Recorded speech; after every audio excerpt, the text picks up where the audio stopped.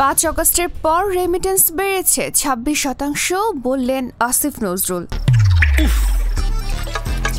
কুয়াশায় চাল চুইয়ে পানি, আর কত হয়রানি আছে সমাধান।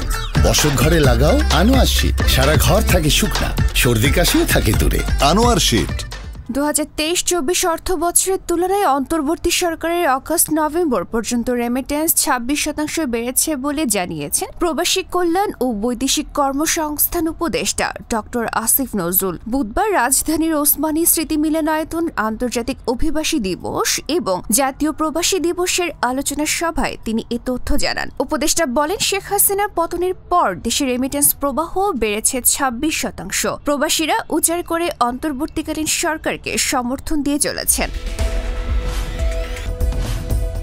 তিনি বলেন, প্রবাসীদের কষ্টার্জিত অর্থ তারা লুটপাট করে বিদেশে পাচার করলে আমাদের খুব কষ্ট লাগে। প্রবাসীরা সবচেয়ে বেশি রেমিটেন্স পাঠান ইসলামী ব্যাংকের মাধ্যমে। তাদের সবচেয়ে পছন্দ ইসলামী ব্যাংক। সেই ইসলামী ব্যাংক হাসিনার সরকার দখল করে লুটপাট করেছে, হাজার হাজার টাকা পাচার করেছে। প্রবাসীদের ভোটাধিকার প্রয়োগের বিষয়ে ডক্টর আসিফ নজরুল বলেন, ভোটাধিকার নিশ্চিতের বিষয়টি পুরোপুরি কমিশনের ব্যাপার। আমরা আমাদের মন্ত্রণালয়ের পক্ষে যতটুকু সম্ভব চেষ্টা করব।